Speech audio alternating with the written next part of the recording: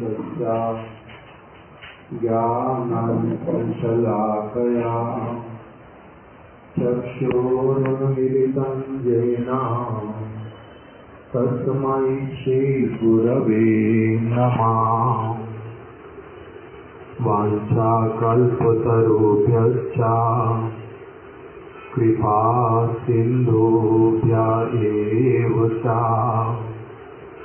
पतितानां पावनेभ्यो वैष्णवेभ्यो नमो नमः। नमो महावदन्याय कृष्ण प्रेम प्रदायते कृष्णाय कृष्ण चैतन्य नामिने गौरत्विषे नमः। हे कृष्ण करुणा सिंधो दीनबंधो जगत्पते गोपेश गोपिकाकांत राधाकांत नमस्तुते। तप्त कांचन गौरांगी राधे वृंदावनेश्वरी वृषभानुसुते देवी प्रणमामि हरिप्रिये। भक्त्या विहीना अपराधलक्षयी क्षिप्ताश्च कामादि तरंगमध्ययी कृपामयी त्वां शरणं प्रपन्ना नुमस्ते चरणारविन्दम्। श्रीकृष्ण चैतन्य प्रभु नित्यानंद श्री अद्वैत गदाधर शिवासादि गौर भक्त वृंद। हरे कृष्णा कृष्णा कृष्णा हरे हरे हरे राम राम राम हरे हरे।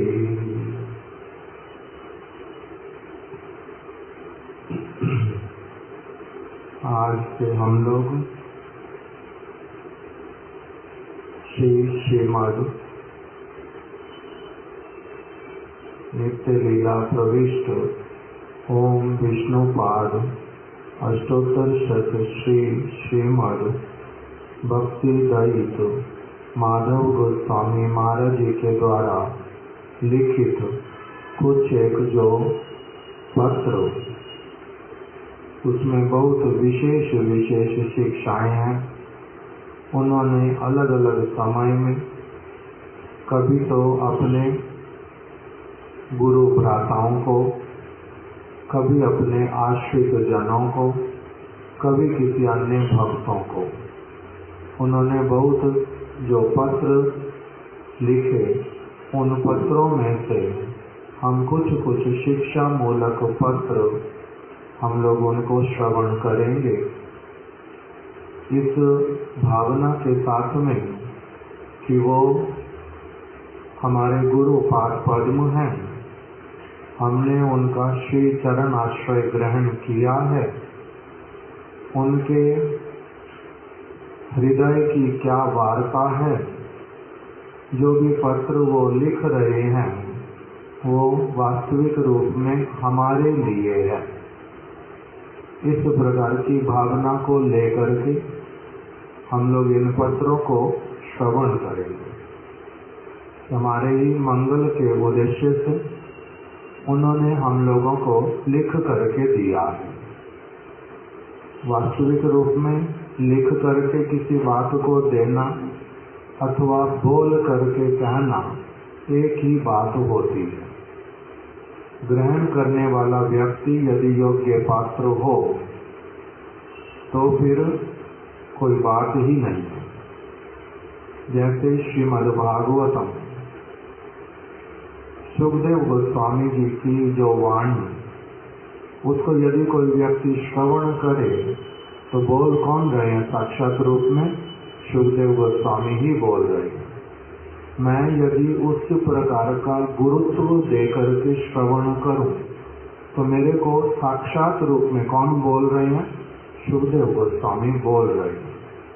किंतु यदि मैं उस प्रकार का गुरुत्व ना दूं तब तो फिर मैं उस वस्तु को वैसे वाला धारण नहीं कर पाऊंगा जैसा परीक्षित महाराज जी धारण कर पाए थे। तो इसलिए जो पत्र अभी हम लोग पढ़ने जा रहे हैं, ये सारे पत्र लिखे किसने? श्री श्रीमद् भक्ति दयित माधव गोस्वामी महाराज जी ने। लिखे किसको हैं?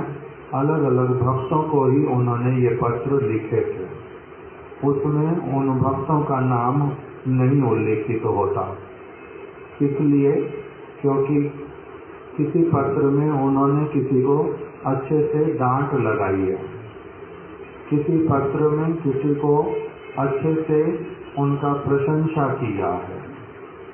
तो इसलिए उनमें से जो जिन व्यक्तियों के नाम पर वो पत्र भेजे गए थे वो नाम लिखे हुए नहीं है। कारण क्या होता है? नहीं तो किसी के ऊपर अगर गुरु ने शासन किया है,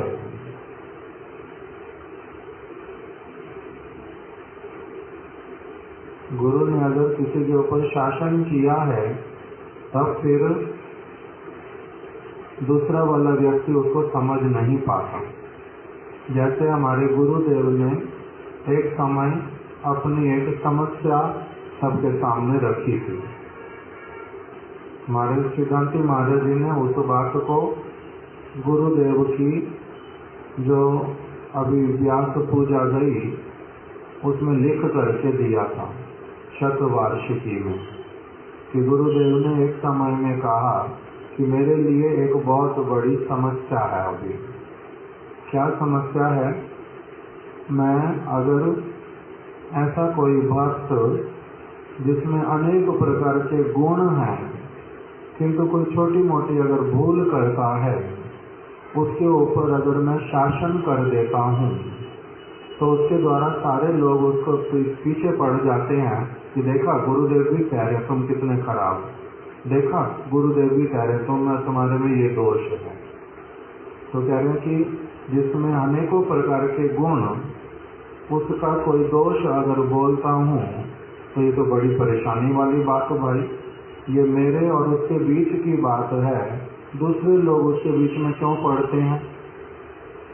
फिर कहते हैं कभी कभी कोई ऐसा भी व्यक्ति है जो कि बहुत प्रकार का परेशानी ही खड़ा करता है, अभी स्वभाव अच्छा नहीं है और भक्त भी अभी अच्छे से बना नहीं, परेशानी करने वाला भक्त है, किंतु तब भी उसको उत्साह देने के लिए उसने कोई अगर थोड़ा सा भी कुछ अच्छा काम कर देता है तो उसकी मैं प्रशंसा कर देता हूँ, जिससे कि धीरे धीरे करके ये अपना आगे बढ़े, अपने दोषों को ठीक करे और इसके लिए अच्छा होगा।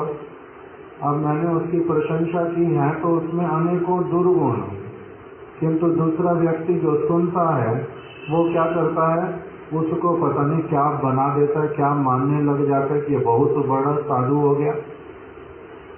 तो अब किसी की प्रशंसा करने जाता हूँ उसको उत्साह देने के लिए, तो भी लोग समझ नहीं पाते। किसी के ऊपर शासन करता हूँ, थोड़ा सा उसकी इतना अच्छे सारी चीजें हैं, थोड़ा सा दुर्गुण उसमें क्यों रहेगा, उस चीज के लिए उसके ऊपर अगर शासन करने जाता हूँ तो भी लोग नहीं समझ पाते। तो गुरुदेव कह रहे ये मेरे लिए बड़ी समस्या खड़ी हो गई है कि मेरे को करना क्या चाहिए, किसी की प्रशंसा करूं भी या नहीं करूं, किसी ने अगर दोष किया उसके ऊपर शासन करूं भी या नहीं करूं। क्यों? क्योंकि ये तो बार बार मेरे लिए ही परेशानी खड़ी कर देते हैं। तो इसी कारण से इन पत्रों में नाम लिखा ही नहीं गया कि उन्होंने किसको कहा था, किंतु उन्होंने उपदेश दिए हैं। वो उपदेश जो भी व्यक्ति ग्रहण करना चाहे वो परम मंगलमय उपदेश है। कभी कभी लगता है कि वो प्रहार कर रहे हैं, किंतु वो प्रहार भी बड़ा मंगलमय। जैसे कल हमने सुना था, दंड अगर महाप्रभु ने दिया किसी को, तो वो दंड का अर्थ हमारा जो धारणा है दंड के विषय में वो नहीं है। हम लोग दंड का मतलब पनिशमेंट समझते हैं, शारीरिक कष्ट, मानसिक कष्ट, बदनामी होना, ये होना, वो होना। किंतु शासन का अर्थ होता है वास्तविक रूप में प्रेम। हम ये बात तो समझते नहीं। शासन का अर्थ होता है सुधरना, सुधरने का अवसर देना, ये वाला हम समझते नहीं। इसलिए हमारे महाराज जी ने इन पत्रों को एक साथ में जब इंग्लिश भाषा में प्रिंट किया, तो उन्होंने कहा इसका नाम हम क्या रखेंगे? इसका नाम रखेंगे लालन एवं ताड़न। माता पिता बच्चे का लालन पालन करते हैं और आवश्यकता पड़ने पर बच्चे को डांट फटकार भी लगाते हैं, उसको बांध भी देते हैं, थप्पड़ इत्यादि भी लगा देते हैं। तो इसको क्या कहते हैं? महाराज जी कहते हैं लालन और ताड़न दोनों मिल करके इसको कहते हैं प्यार, इसको कहते हैं प्रेम। इसी का नाम होता है रिस्पॉन्सिबिलिटी का फीलिंग। अगर कोई आपको केवल प्रेम करता है और वो आपको शासन नहीं करता, अर्थात तो मन में अनुभव नहीं करता कि मैं शासन इसके ऊपर करूं तो ये स्वीकार कर लेगा, इसलिए वो केवल प्रेम करता रहता है, तो इसका मतलब है उसका अभी आपके प्रति 50% प्यार है, 100% प्यार नहीं है। जिसके प्रति 100% प्यार होता है, उसके प्रति जब शासन की आवश्यकता शासन किया जाता, जब लालन करने की आवश्यकता लालन किया जाता। उसमें कुछ सोचा नहीं जाता कि मैं लालन करूंगा तो क्या होगा, ताड़न करूंगा तो क्या होगा, ये वाला जब नहीं सोचा जाता। इसलिए महाराज जी ने ग्रंथ को नाम दिया लालन एवं ताड़न।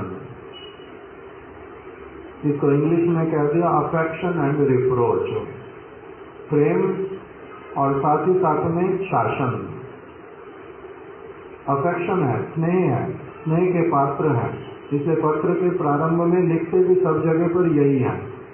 जो सब आश्रित जनों को लिखा, साधारण भक्तों को लिखा, उसमें सब में प्रारंभ में यही लिखा हुआ कि प्रीति के पात्र अथवा स्नेह के पात्र, और अंत में लिखा हुआ सब जगह पर तुम्हारा नित्य मंगलाकांक्षी, तुम्हारा नित्य शुभाकांक्षी, तुम्हारे शुभ की आकांक्षा करने वाला, तुम्हारे मंगल की आकांक्षा करने वाला, अपना नाम लिखते हैं। फिर श्री भक्ति दयित माधव, और सबसे ऊपर लिखते हैं स्नेह के पात्र अथवा प्रीति के पात्र। और किसी किसी स्थान पर ये भी बोल रहे हैं कि मैं तुम्हारा गुरु हूँ, तुम मेरे शिष्य हो, मैं शरण्य हूँ, तुम शरणागत हो, तुम मेरी बात मानोगे तो तुम्हारा गुरुकरण करना सार्थक होगा, और मेरा भी तुम्हारे को शिष्य स्वीकार करना सफल होगा। अलग अलग प्रकार के, बहुत प्रकार के उसमें उपदेश और शिक्षाएं भरी पड़ी हैं। यदि हम लोग ठीक ठीक रूप में उसको श्रवण करेंगे तो हमारा उसमें बहुत मंगल होगा। इसीलिए जैसे कोई लोगों को भ्रम था, हमारे महाराज जी से कभी कभी लोग आकर के प्रश्न करते थे। उस ग्रंथ की अफेक्शन एंड रिप्रोच जो इंग्लिश में हुआ, उसकी भूमिका में महाराज जी ने लिखवाया भी कि मेरे पास में एक समय में अलग अलग भक्त लोग ने आकर के कहा कि अभी शिला भक्ति वेदांत नारायण गोस्वामी महाराज इस जगत से चले गए हैं, और अभी आगे उनके शिष्य लोग जो हैं वो सारी मैनेजमेंट संभालते हैं। गुरुदेव ने शिला नारायण गोस्वामी महाराज जी ने किसी के कितना भी दुष्ट होने पर, बार बार भूल करने पर, कोई भी असुविधा खड़ी कर देने पर किसी को भी नहीं कहा कि आप मठ से चले जाओ। उनको सब समय समझा बुझा करके भजन करने में लगाते थे। किंतु अभी जो नए लोग आए हैं, ये लोग कहते हैं कि अगर ऐसे नहीं करोगे तो मठ से चले जाओ, वैसे नहीं करोगे तो मठ से चले जाओ। तो क्या ये ठीक है? तो इस प्रकार के प्रश्नों को सुनने के बाद में ही महाराज जी के मन में आया कि मेरे गुरु महाराज ने बड़े सारे पत्र लिखे हुए, और हमारी जो मासिक पत्रिका श्री चैतन्य वाणी, उसमें वो पत्र सारे छपे हुए, उसमें लिखा हुआ है अलग अलग जगह पर। श्रील माधव गोस्वामी महाराज ने स्वयं ही बोला अपने शिष्यों को कि अगर तुम इस प्रकार का व्यवहार करोगे तो तुम्हारे लिए मठ में कोई स्थान नहीं है। तुमने अगर अपने क्रोध के ऊपर, इस चीज के ऊपर अगर वश में अपने आप को नहीं रखा, तो इसलिए अच्छा है कि तुम अपना घर में ही रहो, माता पिता की सेवा करो, अर्थ उपार्जन करो, उसके बाद में जब स्वभाव ठीक हो जाए तब मठ में आना। तो अलग अलग परिस्थितियों में अलग अलग गुरु वर्ग जो सद उपदेश करते हैं उसी को ही देखना पड़ता है। ऐसा नहीं है बिल्कुल भी कि कोई कुछ भी करता रहे उसको कोई कुछ कहेगा नहीं। क्यों? वो गुरुदेव ऐसा नहीं कहते थे।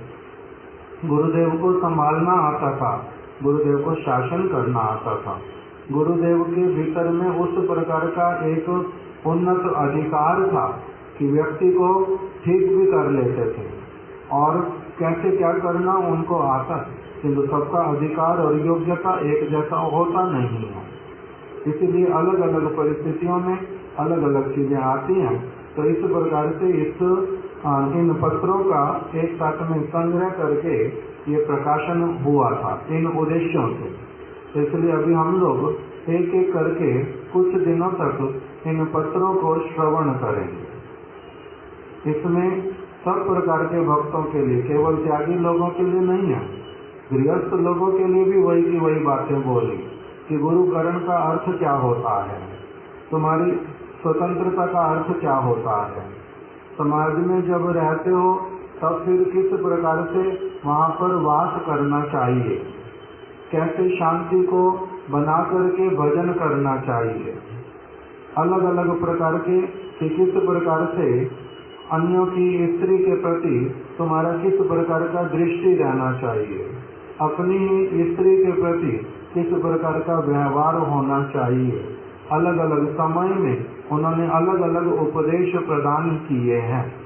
ब्रह्मचारियों को गृहस्थ व्यक्तियों के साथ में कैसा व्यवहार और कितना रखना है, और गृहस्थ व्यक्तियों को कैसे अपनी लिमिटेशन समझनी है और उचित मर्यादा पूर्ण व्यवहार रखना है। बड़ा अगर वैष्णव है उसका छोटों के प्रति कैसा व्यवहार होगा उससे लक्षणों से पता चलेगा, और यदि कोई छोटा है उसका कर्तव्य क्या होता है, इस प्रकार का भी सब विचार दिया। तो अलग अलग पत्रों में हम लोगों को अलग अलग शिक्षाओं का जो है वो दर्शन होगा, श्रवण होगा। इसी उद्देश्य से अभी हम लोग कुछ दिनों तक जो पत्र हैं ये वाले, इनमें से कुछ पत्रों को हम लोग श्रवण करते हुए चलेंगे। इससे हमारे अपने बहुत सारे जो दोष हैं हमारी अपनी ही पकड़ में आते हैं, उनको किस प्रकार से सुधारना चाहिए उसका भी वहाँ पर वो उपाय बतलाते हैं। तो इसलिए हर प्रकार से ही ये अच्छे लग रहे हैं पत्र, इसलिए हम लोग इन्हीं पत्रों को अभी श्रवण करेंगे।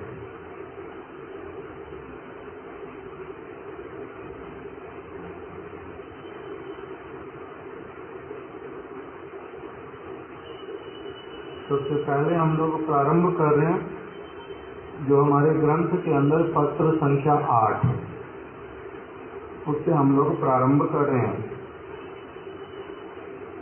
ये पत्र लिखा गया था 26 जुलाई 1978 को, किंतु अगर हम लोग इन पत्रों को पढ़ेंगे जैसे भागवत सब समय के लिए, सब प्रकार के लोगों के लिए है, उसी प्रकार से ये सारे पत्र भी सब समय के लिए रेलिवेंट दिखलाई देते हैं कि सबके लिए हैं।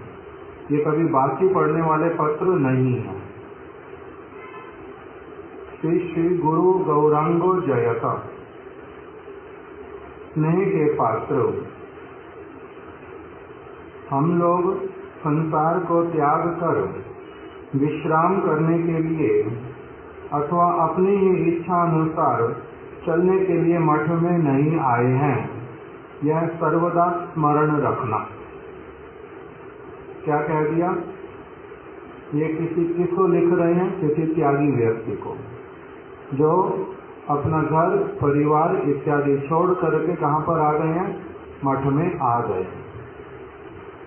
उसमें लिखा हम लोग संसार को त्याग कर, हमने घर परिवार को छोड़ा, पढ़ाई लिखाई छोड़ दी, काम करना छोड़ दिया, विवाह नहीं किया, पति पत्नी की चिंता नहीं है, बच्चों की चिंता नहीं है, संसार कैसे चलेगा उसका चिंता नहीं है, ये सारा कुछ हो गया, ये ठीक है। किंतु हम लोगों ने संसार को त्याग कर विश्राम करने के लिए ये काम नहीं किया कि साधु बने विश्राम करने के लिए। किस लिए साधु बने हैं? भगवान का भजन करने के लिए, गुरु पाद पद्म का अनुगत्य करने के लिए, गुरु वैष्णव भगवान की सेवा करने के उद्देश्य से। इसको कहते हैं वास्तविक रूप में घर से आश्रम में आना। गौररी कहाँ गया? ब्रह्मचर्य से वस्त्रों में जाते, फिर हमारे दोष निकाले गए। हमारे ब्रह्मचारी ऐसा रखते, समान ऐसा रखते।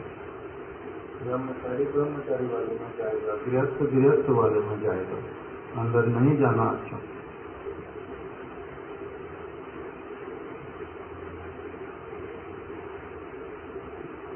सब जगह एंट्री नहीं होनी चाहिए। आवश्यकता पड़ने पर अलग बात है, बहुत है।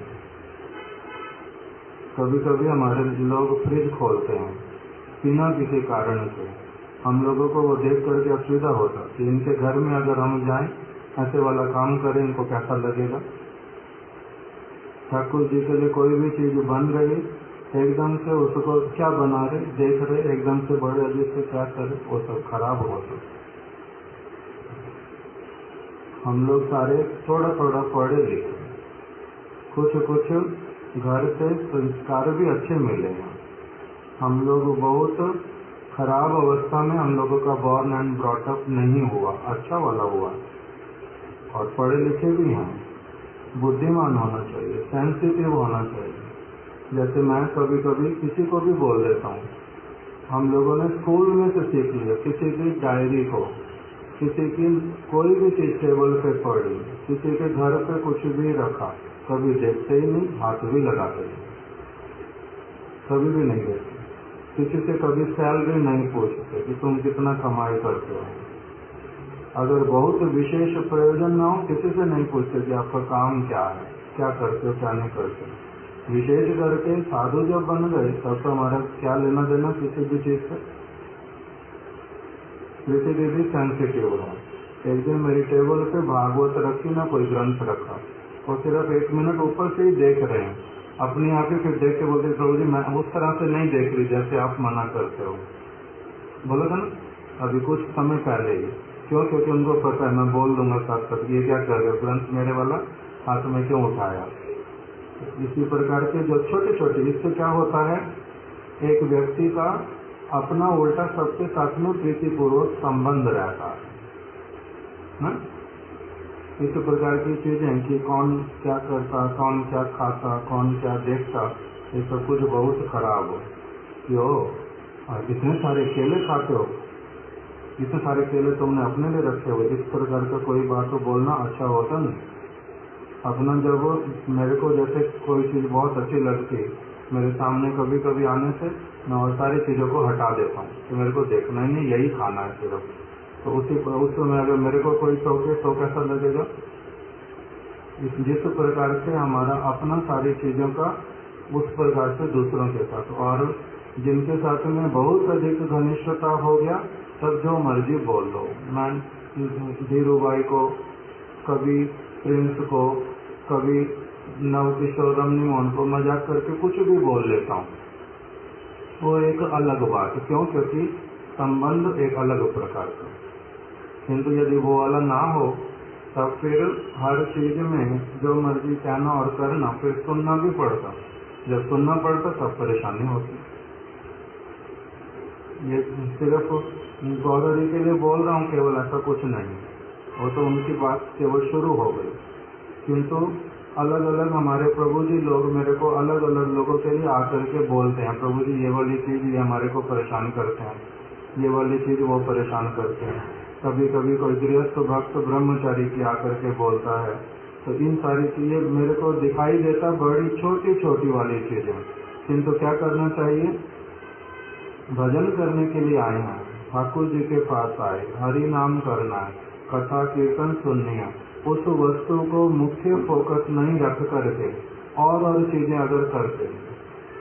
कोई एक प्रभु आए थे कुछ दिन पहले, वो बाद में मेरे को बोल रहे कि प्रभु जी इस व्यक्ति ने मेरे को देखने से मुंह फेर लिया, उस व्यक्ति ने ठीक से बात नहीं की, ऐसे वाला हुआ वैसे वाला। तो इन सारी चीजों के लिए उत्तर देना और इसके लिए समय खपाना, ये सारा हमारे लिए उचित है? मेरे को अपने लिए लगता है कि मेरे को पता नहीं भगवान इन परिस्थितियों में डालता क्यों है। मेरा बड़ा दुर्भाग्य कि ऐसे वाले बंधु मिलते, जिनके जो अनेक प्रकार के अच्छे काम भी करते सब समय और सहायता भी करते हैं, किंतु फिर कोई कोई चीज ऐसी वाली कर देते बीच में, जिसके कारण उल्टा समय जो है बहुत अधिक नष्ट करवाते हैं।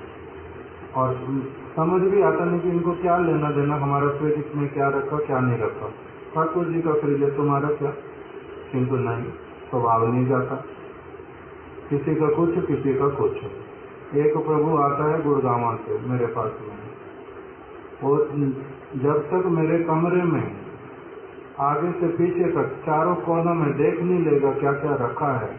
अगर गलती से मेरे को उसके सामने अलमारी खोलनी पड़े, इतना निर्लज एकदम से मेरे पीछे आके खड़ा होएगा, पूरा उसने देखना कि अलमारी में क्या रखा। उनको बोलते हुए भी कुछ नहीं बनता मुंह से, इतना छोटी बात कौन बोले, ये पागल है ना क्या, ऐसे किसी की अलमारी देखते हैं? बोलने में भी अपने आप को लगता है खुद को नीचे निकलना पड़ेगा बहुत ज्यादा, बोला भी नहीं जाता। और वो चीज देखने से भी अच्छा लगता नहीं, क्यों? क्योंकि हमारे पास ठाकुर जी का कभी उसमें पैसा रखा है, एकदम से कोई देता है, सामने सामने रख के छोड़ देता हूँ, बाद में संभालूंगा। कभी ठाकुर जी की मिठाई रखता हूँ उसमें, ठाकुर जी का कुछ आभूषण रखता हूँ, कभी अपने कपड़े इधर उधर रखे रहते, कभी समय नहीं मिलता, अलमारी खराब जैसी हो रखी होती है, कोई दूसरा देखे लज्जा लगती है उल्टा, किंतु इतना भी एटिकेट नहीं होता लोगों को। तो ये सारी चीजें देख देख करके मेरे को होता कि ये सारी चीजें कहाँ से सीखनी पड़ती, मेरे को खुद को जाना चाहिए वहां पर, और दूसरे लोगों को भी साथ ले जाऊं कि चलो ये वाली सारी चीजें सीखते हैं, मनुष्य वाली। इस प्रकार का हम छोटी छोटी चीजों के लिए लड़ाई, मेरा पानी क्यों ले लिया, मेरा पानी उठाना नहीं, तुमने केले इतने सारे क्यों खाने, तुमने केले क्यों रखे हुए इतने सारे खाने के लिए, इन सारी चीजों को क्यों देखना। मेरे पास जो सारा कुछ रखा रहता वो मेरे लिए नहीं रखा रहता, ये कोई भी व्यक्ति रखता है, अनादि रखे, नहीं तो भोला रखे, ना कोई भी रखे, सारा कुछ अपने लिए रखते हैं। नहीं, कभी कभी मैं ही बोल देता हूँ ये 1-2 दिन के लिए आए पड़े, तुम रख लो, अपने यहाँ मिल करके जब इच्छा हो खाते रहना। तो इसलिए किसी को कुछ भी टोकना किस प्रकार का लगता है ना, बाहर का व्यक्ति आकर के ऐसे बोले और फालतू में उल्टा ये क्या बन जाता है, फिर लड़ाई का कारण बन जाता, स्वभाव खराब है पता चल जाता। इसलिए अपने आप को एक हम लोग साधु बने, क्या इन छोटी छोटी चीजों को देखना और बोलना, इतना तक भी नहीं सीख सकते। सारे पढ़े लिखे लोग, कोई ऐसा नहीं बैठा जो पढ़ा लिखा ना हो, है ना। इन चीजों के लिए वो करना पड़ता है, अलग अलग मर्यादा होती, लिमिटेशन होती, किसको कहाँ तक अपने आप को रखना चाहिए। मेरे को वृंदावन मठ में और अथवा मथुरा मठ में, कहीं पर गुरु महाराज जी के मठ में हमारा कोई गुरु भाई नहीं बोल सकता कि 1 या 2 कमरे जहाँ पर किसी भक्त के साथ काम होता है, उसके अतिरिक्त मैंने आज तक कोई कमरा भी देखा हो ब्रह्मचारी का, ब्रह्मचारी के कमरे तक भी, क्यों? उनके साथ कोई काम नहीं है, सेवा का कोई संपर्क नहीं है, इसलिए वो क्या करते क्या नहीं करते, उनका दिनचर्या क्या है, कमरे में क्या रखते क्या नहीं, उतना तक भी पता ही नहीं, आवश्यकता ही। क्या लेना देना है? वहाँ पर भी इस प्रकार का करते। और अगर बाहर के लोग आकर के इस प्रकार से ब्रह्मचर्य की चीजें करें, हमारे तो असीधा लगती है बहुत ज्यादा कि भाई ये कैसा स्वभाव है। इस प्रकार का स्वभाव नहीं होना चाहिए।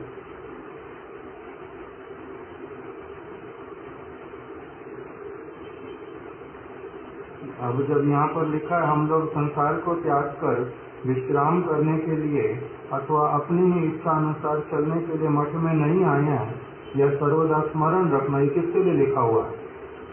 यद्यपि लिखा किसी भी ब्रह्मचारी के लिए, किंतु ये सभी के सभी भक्तों के ऊपर लागू होता है। गृहस्थों के ऊपर भी लागू होएगा पूरी तरह से। मठ में आते हैं किस लिए? भजन करने के लिए आते हैं, तो साधु संग करने के लिए आते हैं, हरि नाम करने के लिए आते हैं, कथा सुनने के लिए आते हैं। इस सारे काम के अतिरिक्त और कोई काम होता? प्रसाद जो दे दिया अपना वो ले लिया, प्रसन्नता पूर्वक अपना हो जाता। उसके अतिरिक्त और कुछ अधिक वो केवल तभी होता जब कोई सेवा कार्य हो। जैसे अभी गौरहरि प्रभु मान लो नव किशोर प्रभु के साथ रसोई बनाते हैं, वो अपना उनको ले जाते, अपने आप बनाते हैं, अपने आप करते, जो मर्जी करते रहे। किंतु अगर सेवा वाला संपर्क ना हो तब फिर उस प्रकार का कि अपने आप से रसोई में घुसना, अपने आप से कुछ देखते रहना, वो खराब होता है ना। इसलिए बोल रहे हैं कि अपनी इच्छा अनुसार चलने के लिए तो मठ में नहीं आए ना, हमने सब कुछ जानना है। किस लिए जानना? सब कुछ क्या हो जाएगा? भगवान के विषय में जानो। यहाँ पर कौन आता, कौन क्या करता, क्या नहीं करता, क्या खाता, क्या नहीं खाता, ये सारा कुछ देखने के लिए आना, इसका मतलब बहुत निम्न चित्त वृत्ति। भजन कब बढ़ेगा? इस सब चीज में फंसे रहेंगे तो कैसे वाला होना चाहिए? भजन के साथ में जो वस्तु संपर्क युक्त, उसी के ऊपर गुरुत्व देंगे और चीजों के ऊपर थोड़ा ना देंगे। नहीं तो हमारे प्रभु जी लोग बोलते हैं आप इन लोगों को कुछ बोलते ही नहीं, आप इन लोगों को कुछ बोलते ही नहीं, इनको सिर चढ़ा रखा आपने बहुत ज्यादा। और बाहर के लोग भी बोलते फिर कोई चीज को लेकर के कि आप इनको कुछ बोलते नहीं, उनको सिर चढ़ा रखा, इनको कुछ बोलते नहीं। तो इसलिए किसको सिर पे चढ़ा के रखा? किसी को भी नहीं। सभी लोग गुरु भाई गुरु बहन है, सभी लोग भगवान की भक्ति करने के लिए आते हैं। तो इसलिए अगर हम लोग सभी वही करें तो हमारे को भी विपत्ति में नहीं पड़ना पड़े ना। मैं यहाँ क्यों रहता हूँ? किस लिए रहना मेरे को? फरीदाबाद में मरने के लिए? मेरे यहाँ पर कोई फैक्ट्री है न, मेरी पत्नी बच्चे हैं जिनके लिए रहना ही रहना यहाँ पर।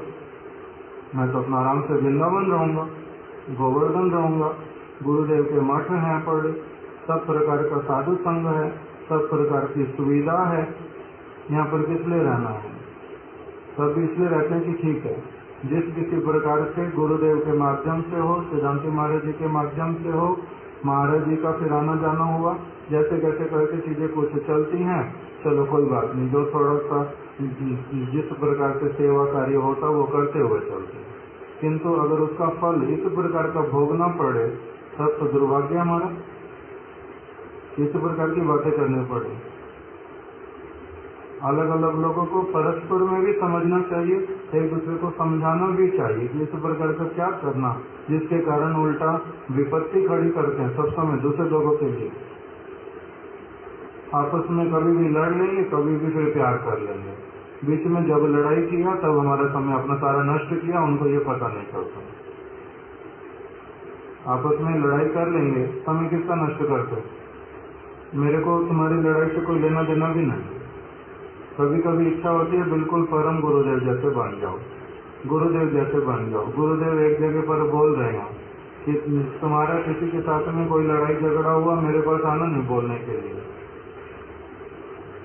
मेरे पास बोलने के लिए आना नहीं।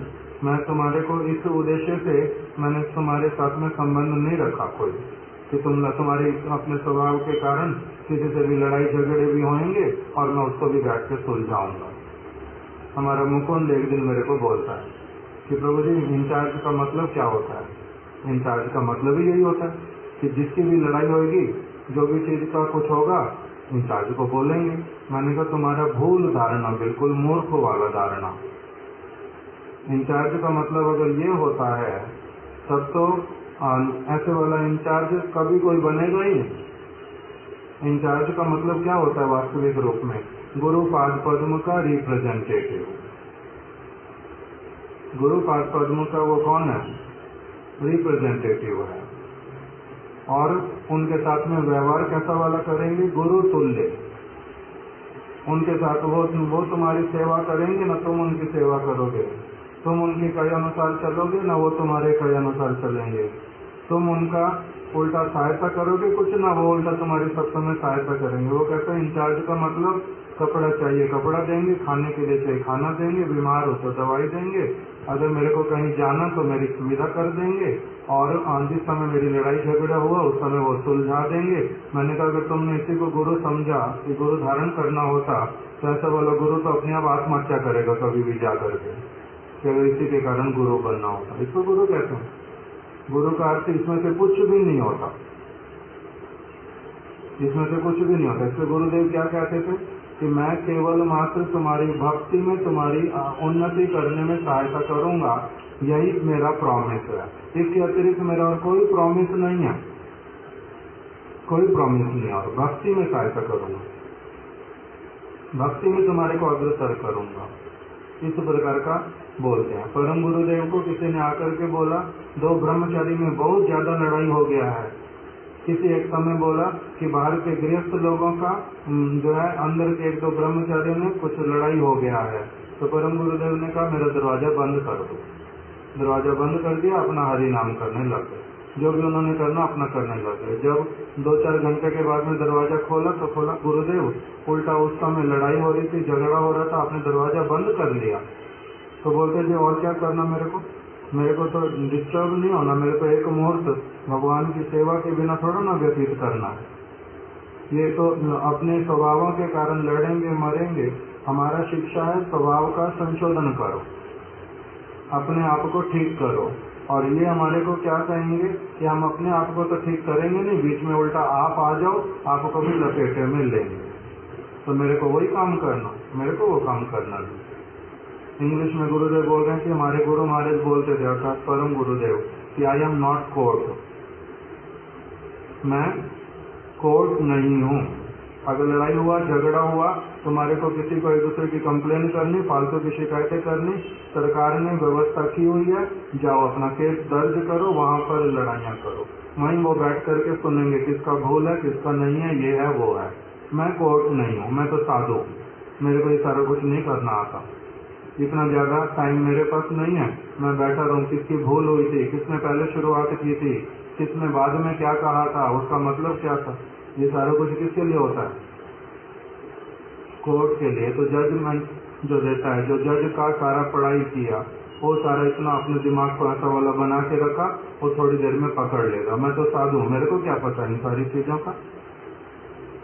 इसी प्रकार से सारी चीजें अगर हम थोड़ा थोड़ा ये वाली सारी चीजें सीखें, कितना सिंपल सी चीजें हैं, बहुत सिंपल सी चीजें जो हमारे को विद्यालय में पढ़ाई गई थी, उसी को भी अगर हम पालन नहीं करें, और वो भी फिर भगवान के मंदिर में आकर के, गुरु पाद पद्म के स्थान पर आकर के, अगर हम ऐसे वाले कुछ नहीं करें तब कैसी अवस्था हमारी, इसका मतलब। और फिर हम सोचे हम भक्त बने, हम बहुत बड़े भक्त, हमारे को कोई कुछ कह के तो दिखाए, हमारे पास सब चीज का आर्ग्यूमेंट।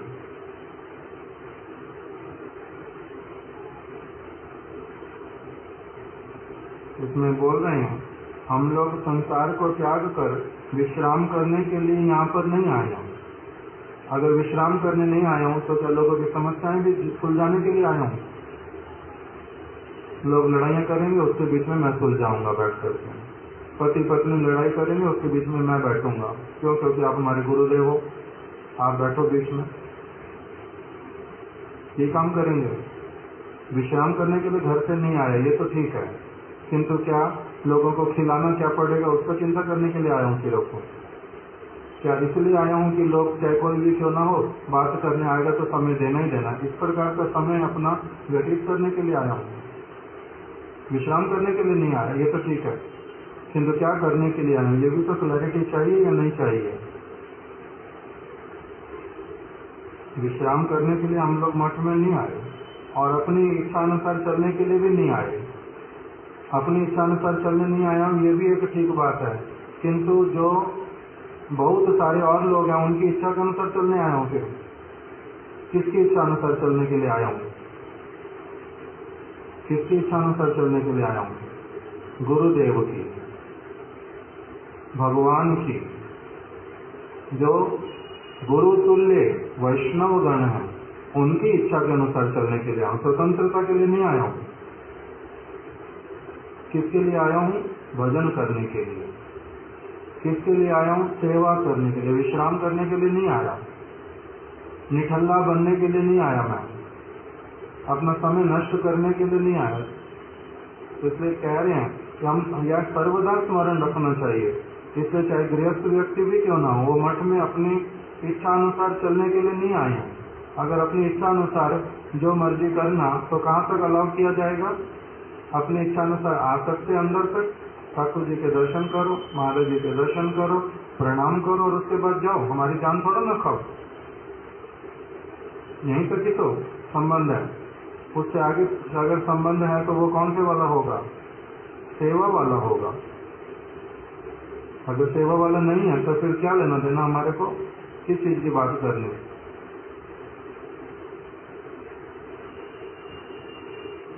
सहनशीलता के बिना दो प्राणी एक साथ वास नहीं कर सकते। जब कोई व्यक्ति किसी के साथ में रहता है तो कह रहे क्या होना चाहिए स्वभाव में? सहनशीलता। दो प्राणी जब साथ में रहते हैं, क्योंकि सबका सब कुछ एक जैसा नहीं होता, बहुत रेयर होता है, बहुत रेयर कि किसी का सब कुछ किसी के साथ मिलता हो, नहीं मिलता।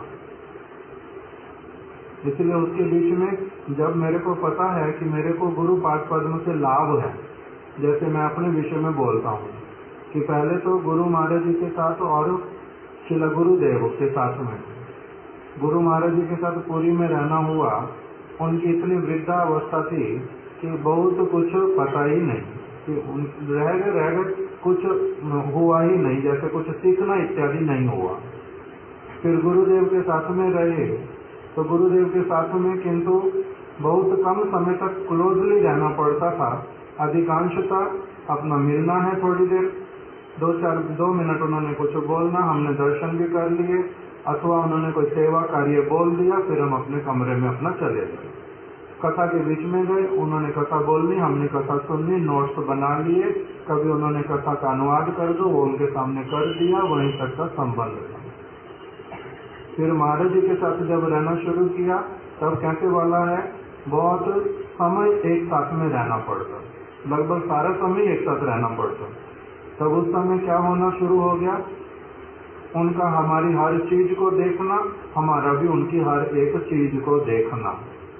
तब उसके बीच में फिर पहले तो पता नहीं चलता था, पहले तो था कि महाराज जी की कथा कितनी श्रेष्ठ है, महाराज जी कितने प्राचीन वैष्णव हैं, महाराज जी ने कितने सारे जो प्रभुपाद जी के शिष्य उनकी सेवाएं की हैं, महाराज जी का किस प्रकार का एक व्यक्तित्व है, कैसे इतने सारे वैष्णव लोग उनका सम्मान करते हैं, एक अलग कैसा महाराज जी का प्रीति है, प्रसाद सब समय देते हैं, जब भी आते हैं तब सब समय सुविधा असुविधा पूछते हैं, कैसे आए, क्यों असुविधा तो नहीं हुई, जाओगे कैसे, पैसे हैं पड़े तो खुले पैसे रख लिए, सारी चीजें पूछने, तो हर तरह से बहुत अच्छा लगता है।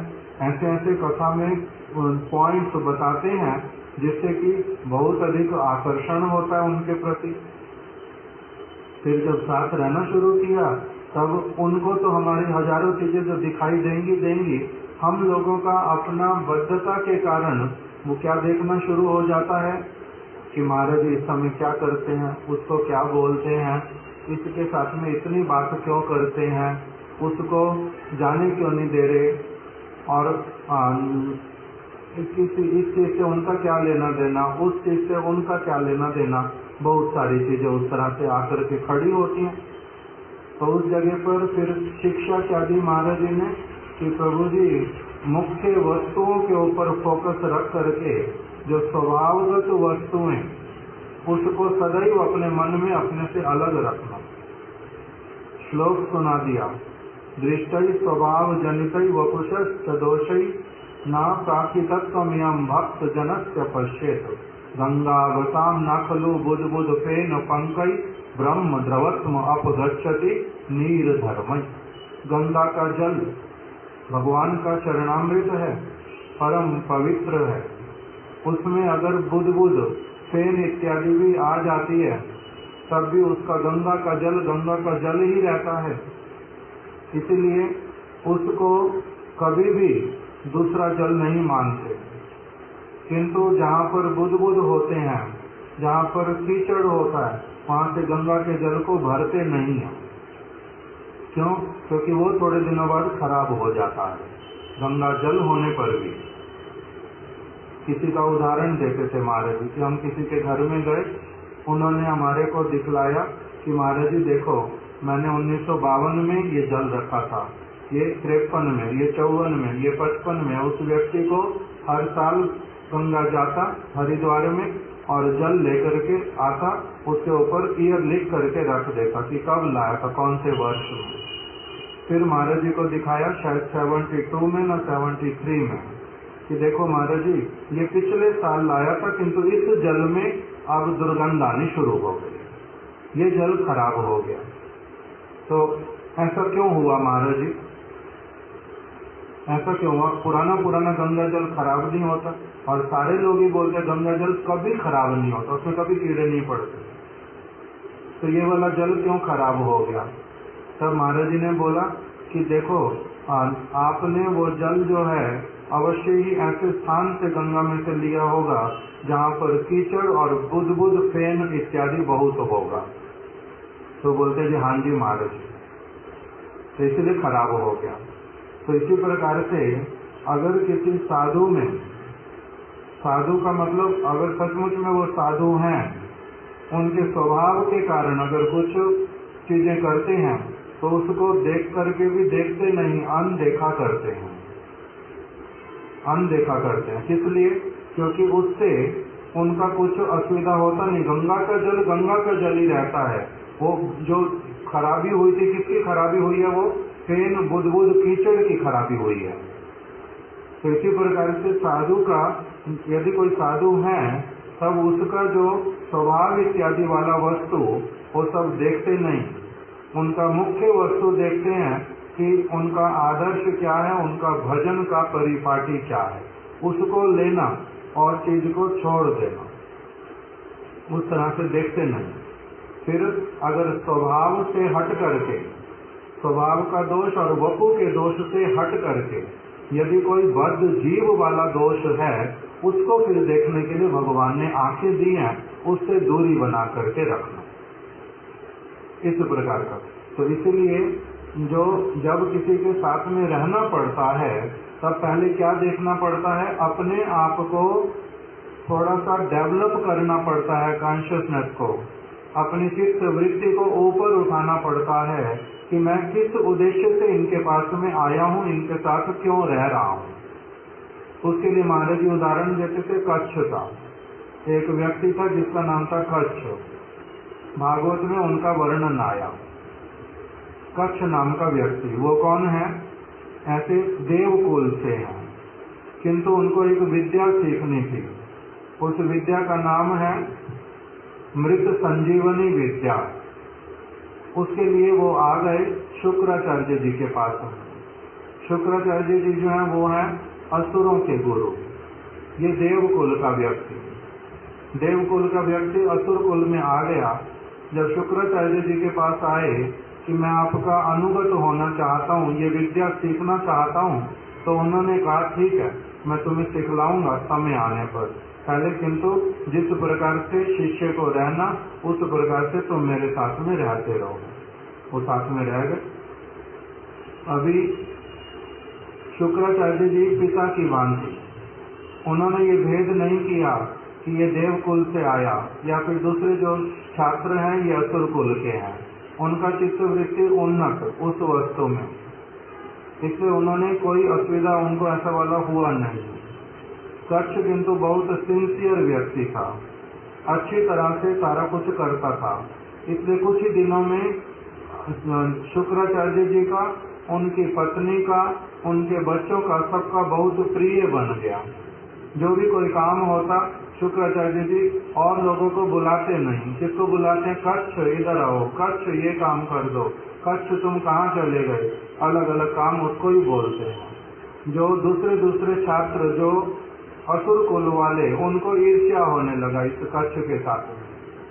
उन्होंने क्या किया, कच्छ को बार बार ऐसा वाला बोलते हैं कि देख तेरे को विद्या तो यहाँ पर मिलेगी नहीं, तो देव कुल का है, तेरे से जितना काम करवाना काम तो करवा लिया जाएगा, किंतु तेरे को विद्या प्रदान नहीं की जाएगी। क्यों? क्योंकि तुम तो हमारे विपक्ष के हो। उसको इस प्रकार से झूठ मूठ बहकाते, अपना स्वार्थ ईर्ष्या आती है मन में उस कारण से। वास्तविक सत्य नहीं थी वो बात, झूठ मूठ में बोल देते। किंतु कच्छ वहां से गया नहीं, तब भी अपना प्रेम पूर्वक सेवा करता रहा। वो अब जो बालक थे बहुत प्रयास कर लिया इसको किसी तरह से भगाने का, किंतु ये सब भी भागता नहीं, अपना आराम से करता रहता, उनकी बात भी सुनता है, उनके दुर्व्यवहार को सहन भी करता है, किंतु कुछ नहीं असुविधा करता। फिर क्या हुआ, एक ऐसा वाला शत्रुता का नाम, ऐसा वाला शत्रुता होता है, शत्रुता करते करते उन असुरों ने इसको कच्छ को एक दिन लेकर के पकड़ करके जान से मार डाला। इसके टुकड़े टुकड़े को पशु के मांस की भांति पका दिया, मांस जैसे पकाते हैं, मांस पका करके फिर शुक्राचार्य जी को भी खिला दिया, खा गए वो भी। बाद में अब जब कच्छ दिखलाई नहीं देता, उनको तो आदत पड़ गई थी बार बार कच्छ कच्छ पुकारने की, तो बार बार पुकारी जा रहे, कच्छ तुम कहाँ हो, कच्छ तुम कहाँ चले गए, किसी को पता है कच्छ कहाँ गया, तुमने देखा कच्छ कहाँ है आज? वो तो बिना बताए जा नहीं सकता।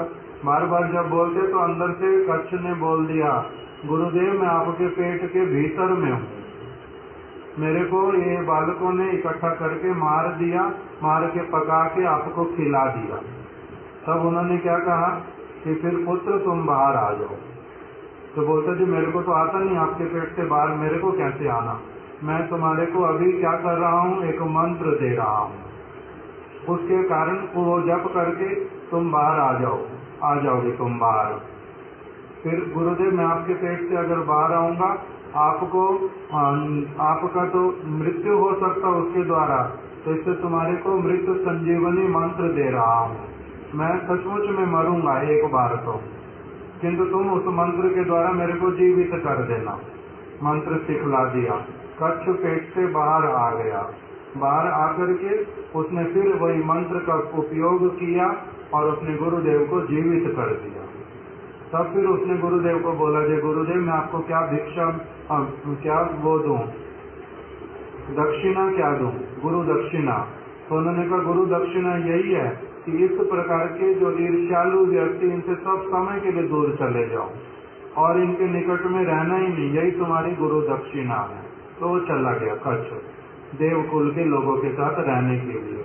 विद्या किंतु पूरी हो गई। तो महाराज जी बोलते थे, देखो इसी प्रकार से गुरु के पास में जब आए, किस उद्देश्य से आए हो, जिस उद्देश्य से आए उसी वस्तु को देखना, और चीजें इधर उधर बहुत होती रहेंगी, उसके द्वारा कभी भी इफेक्टेड नहीं होना। हमारे गुरुदेव को एक प्रभु मथुरा के बाहर से आना जाना करते हैं, मठ में कभी वो परमानेंट वास किया नहीं, सारा दिन किंतु सेवा करते हैं रामानंद प्रभु। उनको कभी कभी कुछ कुछ लोगों से असुविधा होती थी, तो उन्होंने गुरुदेव को जाकर के बोला एक दिन कि गुरुदेव ये वाला व्यक्ति ऐसे करता है, वो वाला व्यक्ति ऐसे करता है, मेरे को बड़ी परेशानी होती है, इन लोगों के साथ में रहना पड़ता है। तब गुरुदेव ने सारा कुछ सुन करके उनको क्या कहा कि रामानंद किसको देख करके मठ में आए थे? तो कहता आपको देख करके आए थे। तो फिर दूसरे दूसरे लोगों को क्यों देखता है? अभी भी किसको देखना? केवल हमारे को देखना, और लोगों के साथ में कितना संबंध रखना। हमारी असुविधा होती है कहाँ पर? असुविधा होती है कि हम लोग गुरु पाद पद्म के साथ में संबंध रखते उस प्रकार का जैसे केवल भगवान के साथ दूर दूर वाला, और लोगों के साथ में संबंध कैसे वाले बना लेते, जैसे वही हमारे परम बंधु जो अभी अयोग्य, उनसे हमारा बहुत आशा, वो परफेक्ट नहीं है वो भी मेरी तरह स्टूडेंट हैं, बद्ध हैं, भूल करेंगे, उसके द्वारा कभी मैं प्रसन्न होता रहूंगा, कभी मैं दुखी होता रहूंगा। वो तो केवल मात्र क्या हो गया, भागवत के वचन अनुरूप कि पर स्वभाव कर्मणि ना प्रशंसित ना गर्हित। मैं कभी किसी की प्रशंसा करता रहता, कभी किसी की निंदा करता रहता। दोनों ही चीजें मेरे को तो करने के लिए मना किया भागवत में। जो अपने निकट के लोग, अपने स्तर वाले लोग, अपने से नीचे थोड़े लोग, अपने से थोड़े ऊपर लोग, इन लोगों की प्रशंसा भी कभी करना नहीं, कभी निंदा भी करना नहीं। कैसे संभव होगा? उनके साथ संबंध ही उतना रखना जिसमें ना उनकी कभी निंदा करनी पड़ेगी, ना कभी उनकी प्रशंसा करनी पड़ेगी। महिमा गान करूंगा तो किसकी करूंगा? गुरु पाद पद्म की। तो कब कर पाऊंगा? किंतु जब उनके साथ ठीक ठीक रूप में मेरा घनिष्ठ संबंध होगा, जब उनकी महिमा को अनुभव कर पाऊंगा, उनके हृदय को जान पाऊंगा, तब तो वो होगा। ये वाला चीज मैं करता नहीं, और दूसरा जो मेरे लिए निषेध वो वाला मैं करता हूँ, और उसके बाद में बोलता हूँ कि ओह मेरे को तो ये वाली परेशानी होती, मेरे को तो वो वाली परेशानी होती। होएगी क्यों नहीं? जिस प्रकार के लोगों का संग करते, उन प्रकार के लोगों के साथ तो होएगा ही होएगा, उन प्रकार के लोगों के साथ तो होएगा ही होएगा। तो इसलिए इन चीजों को अपनी आप से केयरफुली अगर समझते तब अच्छा होता, नहीं तो नहीं होता। तो इसलिए कह रहे हैं, मैंने तो आपको क्या समझाना चाहता हूँ कि सहनशीलता के बिना दो प्राणी भी एक साथ वास नहीं कर सकते। सहनशील होना किस चीज के लिए? अगर किसी बहुत बड़ी वस्तु को मुझे प्राप्त करना, कच्छ ने क्या क्या सहन नहीं किया था? छोटा सा उदाहरण ही तो दिया, उसमें तो इतना सारी चीजें बताई नहीं, किंतु बहुत कुछ सहन करना पड़ा। किसी को शरीर इस तरह से काट करके कोई फेंक दे और तब भी उसके प्रति भी सहनशील, ये आसान है? कोई इतना संभव है? फिर कह रहे हैं, तुम लोगों के द्वारा निरंतर यहाँ से वहाँ और फिर वहाँ से और कहीं, अर्थात कभी एक स्थान पर, कभी एक स्थान से दूसरे स्थान पर, इस तरह से जाने की जो इच्छा तुम करते हो, और ऐसी इच्छा को फिर हमारे सामने भी ला करके रख देते हो। कभी क्या कहते हो? मेरे को यहाँ जाना, कभी कहते हो मेरे को वहाँ जाना। अभी मैं वहाँ पहुँच गया, मैंने वहाँ से पत्र लिख के भेजा, गुरुदेव मैं अब दूसरी जगह पर जा रहा हूँ, मैं यहाँ से वहाँ जा रहा हूँ। तो कह रहे इस प्रकार से तुमने अगर करना तब, और हमारे को भी इस प्रकार से बार बार इन्फॉर्म करना, इसका मतलब क्या होता है? तुम उल्टा हमारे को उद्वेग ही देते हो, मेरे को परेशानी में डालते हो, मेरे को कष्ट देते हो अपनी स्वतंत्रता को व्यवहार करके। इस प्रकार का करना होता है गुरु के साथ में, न कि गुरु के साथ में उल्टा आज्ञाकारी सेवक की भांति रहना होता है कि गुरुदेव आप जिस प्रकार से बोलोगे मैं ऐसा करूंगा। उल्टा अभी क्या होता है, सब समय गुरु के पास में जाकर के बोलेंगे मैं ये करना चाहता हूँ, मैं वो करना चाहता हूँ, उस प्रकार का। तो इसलिए कह रहे हैं कि इस प्रकार से जो तुम करते हो हमें उद्वेग ही देते हो। ये उद्वेग देना है। कहाँ पर मुक्त क्या कहते हैं? मैं गुरु जी की सेवा करना चाहता हूँ, मैं गुरु जी का सेवक हूँ। सेवक जो है वो प्रभु को उद्वेग देगा, न सेवक प्रभु की प्रसन्नता के लिए सारा काम करेगा। और अब क्या कह रहे हैं? तुम मुख से तो बोलते हो कि तुम सेवक, मुख से बोलते हो शिष्य, और करते क्या हो? स्वतंत्रता, अपनी मनमानी, और उसके बाद में उल्टा हमारे को बीच बीच में इन्फॉर्म करोगे, उसके द्वारा हमारे को असुविधा होती है। किसी और एक पत्र में उन्होंने लिख दिया कि इस तरह से अगर तुमने करना तो मेरी प्रार्थना कि मेरे को इन्फॉर्म करने की भी जरूरत नहीं है, और जहाँ तुम्हारी इच्छा वहाँ रहना, हमारे स्थानों पर आना जाना नहीं करना। इस प्रकार से भी बोल दिया। क्यों? क्योंकि उद्वेग कौन सहन करना चाहता और कितने समय के लिए और किससे? कौन उद्वेग सहन करना चाहता है? कोई भी नहीं। किससे उद्वेग सहन करना चाहते हैं? अगर कोई बहुत काम का व्यक्ति, बहुत अधिक आज्ञाकारी, बहुत अधिक सच्चरित्र, तब भी उसके लिए फिर भी करते हैं कुछ कुछ चीजें। किंतु अगर वो भी सारा कुछ ना हो तब कौन किसके लिए करेगा? कहते भगवान भी नहीं करते, इससे वो भी कहते जाओ कारागार में। इसी प्रकार से गुरु भी नहीं करते, वैष्णव भी नहीं करते। हम लोगों का बहुत बार भ्रम रहता है कि वो अगर कृपा के समुद्र हैं तो इसका मतलब क्या है, मैं महादुष्ट भी हूँ, क्या जो मर्जी करता रहो, वो तो कृपा करते ही रहेंगे। किंतु उसके बीच में संबंध सारी वस्तुओं का कहाँ किस प्रकार का होता है, वो जब तक मैं नहीं अनुभव करूंगा तब तक ये सारी चीजें नहीं समझ सकते। तो इसलिए कह रहे हैं कि इस प्रकार से जो तुम करते हो ये उद्वेग देते हो। सहिष्णु होना सीखना पड़ेगा, धैर्य को धारण करना सीखना पड़ेगा, और उसके बाद में किस प्रकार से सेवा अधिकारी मिलजुल कर करने होते हैं, इस प्रकार का अगर नहीं सीखा, मेरा काम ये वाला हो गया, मेरा काम हो गया का मतलब क्या होता है? एक व्यक्ति मान लो ठाकुर जी की पूजा करता है, दूसरा व्यक्ति ठाकुर जी का भोग बनाता है, तीसरा व्यक्ति ठाकुर जी के मंदिर की सफाई करता है।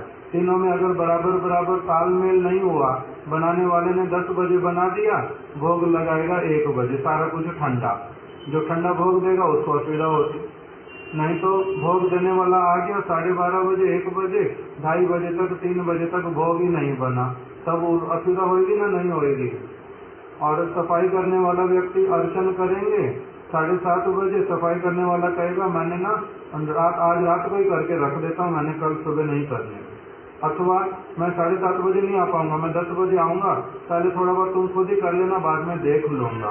तो ये जो तालमेल चाहिए होता है एक साथ रहने के लिए, घर में भी रहने के लिए करना पड़ता है, किसी भी ऑफिस में काम करने के लिए भी करना पड़ता है, किसी भी दुकान पर काम करो, सब्जी बेचने के लिए जाओ, रात को 2 बजे सब्जी बेचो, गली गली में जा करके 2 बजे से 4 बजे तक सब्जी बिकेगी तो प्रॉफिट होगा, तो नहीं होगा, बोलते नहीं, पता नहीं चलता। रात को 1 बजे से 3 बजे तक सब्जी बेचता है कोई? देखा कभी? रेडी वाले मंडी में अलग, जब मर्जी आएगी सब्जी, जो मर्जी होएगा, किंतु रेडी लगाने वाला गली गली में 1 बजे से रात को 3 बजे तक रेडी लगाएगा तो नहीं। उसी प्रकार से गुरु से मैं मिलने के लिए आया, मेरी जब इच्छा मैं तभी आ गया, तो अच्छी बात तो न खराब बात हो। मेरे को अभी समय मिला, मैं इसलिए गुरुदेव से अभी मिलने के लिए आया। मैं भगवान के दर्शन करने आया, पट खोल दो। एक माता जी आती है हर रोज, और जब आएगी तभी कहेगी पट खोल दो, दर्शन करने आएगा। तो इसको किसको बोलते? दर्शन करने आना ना? नहीं। इसी प्रकार की चीजें सबको सीखने के लिए यहाँ पर हैं कि किस प्रकार का हम लोगों को एक अपना चित्त जो है हमारी अप्रोच किस प्रकार की चीजों के लिए होनी चाहिए। नहीं तो क्या होता है, गुरु पाद पद्म को सेवा भी ठीक से होता नहीं, अपना भी मन खराब रहता, दूसरों को भी असुविधा में डालते, भगवान की प्रसन्नता भी होती नहीं, गुरु की प्रसन्नता भी होती नहीं। तो फायदा क्या हुआ? मैं सिर्फ बार बार बोलूंगा मैं तो ये कर रहा हूँ, मैंने तो ये किया नहीं, मैं तो वो ठीक किया था, इसने वैसा कर दिया, उसने वैसा कर दिया, ऐसा नहीं होता। हमको क्या करना पड़ता है? अपने आप के ऊपर भी बहुत बार काम करना पड़ता है। अगर अपने ऊपर काम नहीं करे कोई व्यक्ति, एक पत्र में वो वाली चीज भी आ जाएगी। अगर तुम्हें लगता कि तुम्हारे में कोई दोष ही नहीं है, तब तुम्हारा उद्धार भगवान भी नहीं कर सकते, ऐसा लिख दिया। अगर तुम्हें लगता है तुम्हारे में कोई अवगुण है ही नहीं, तुम्हारी कोई भूल होती ही नहीं, तब भगवान भी तुम्हारा उद्धार नहीं कर पाएगा। मेरा तो कहते फिर कहना क्या, मेरे को छोड़ दो भाई, मैं तुम्हारा संशोधन नहीं कर पाऊंगा।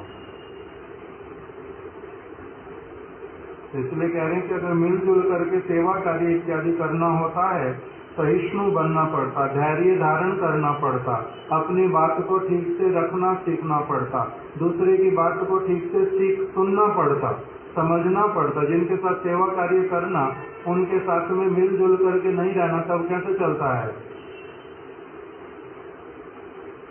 फिर आगे बोल दिया, संख्या पूर्वक नाम मंत्र आदि करना, यथा विधि जप करना, तब तुम्हारे चित्त में सुख होएगा, शांति की प्राप्ति होएगी। सेवा कैसे करनी, कैसे व्यवहार करना चाहिए, मनुष्य भी कैसे व्यवहार करते हैं, वो सारा कुछ भी अगर सीखना पड़े, तब फिर किस प्रकार का असुविधा है?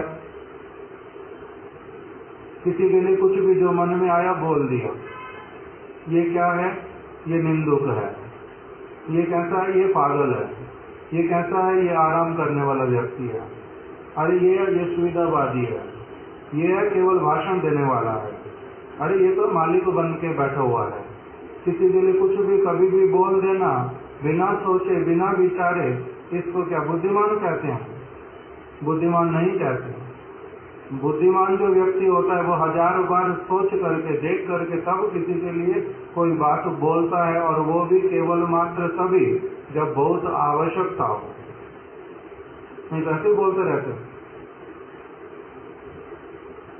इसलिए कह रहे हैं निरंतर क्या करना, श्री कृष्ण चिंतन करने का प्रयत्न करना, भगवान का भजन करने के लिए भगवान का चिंतन करना, संख्या पूर्वक नाम करना, गुरु पाद पद्म ने जो चीज कही है वो करना, उन्होंने सहनशील होने के लिए कहा, उन्होंने सेवा करने के लिए कहा, उन्होंने हरि नाम करने के लिए कहा, उन चीजों पर ध्यान देना।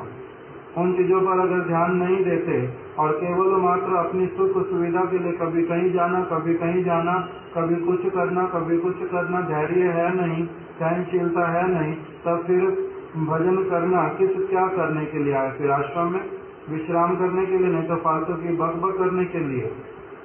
उस प्रकार का तो करना नहीं चाहिए, उसके द्वारा तो मंगल होगा नहीं, भगवान प्रसन्न होंगे नहीं, उल्टा अपना समय नष्ट करना होगा। इस प्रकार की चीजों को बोल करके यहाँ पर उन्होंने क्या किया है, ये ऐसे शासन है एक प्रकार का, किंतु यही शासन ही क्या है, उनका प्रेम है। माता पिता का स्नेह, माता पिता का शासन, दोनों मिलकर के वास्तविक 100% प्रेम होता है। इसीलिए जो इस पत्र में दिखाई दे रहा है वो क्या है, शासन जैसा है, शासन जैसा कि मेरे को तुम उद्वेग देते हो। गुरु अगर इस प्रकार की बात बोले, शिष्य को किस प्रकार का लगना चाहिए कि मेरे को कहाँ तक अपना सुधार करना, कि मेरे को गुरु को उद्वेग देते हैं। अगर भगवान बोले तो मेरे को उद्वेग देते हो, ये सुनना ही कितना अधिक एक व्यक्ति के लिए भारी होना चाहिए वास्तविक रूप में। किंतु अगर हमें इसका पता ही नहीं चलता तब तो क्या करेंगे उसका फिर? अगर गुरुदेव साक्षात रूप में बोले सामने कि तुम मेरे को क्या करते हो, बार बार उद्वेग देते हो, उद्वेग देते हो, तो इसका मतलब क्या है कि मेरे में बहुत कमियां, मेरे को अपने ऊपर बहुत काम करना है, मेरे को सचमुच में बहुत काम करना है, अपने ऊपर अपने आप को सुधारना है। ऐसे वाले व्यक्ति जो कि कितना अधिक सहनशील है, उनको मेरे लिए ये बात बोलनी पड़ रही है। इस प्रकार की सारी शिक्षा इसमें से लेनी चाहिए। आज विषय कहीं कहीं और भी गया बीच में, कल से हम जो और पत्र पढ़ेंगे टॉपिक पर स्टिक रहेंगे, प्रयास करेंगे जो वो कह रहे पूरी तरह से वही हम लोग सुने। इस प्रकार का पत्र आज हमने एक पढ़ लिया। श्री श्रीमद् भक्ति रहित माधव गोस्वामी महाराज की जय, श्रील गुरुदेव की जय। वांछा कल्पतरुभ्यश्च कृपा सिन्धुभ्येव च पतितानां पावनेभ्यो वैष्णवेभ्यो नमो नमः।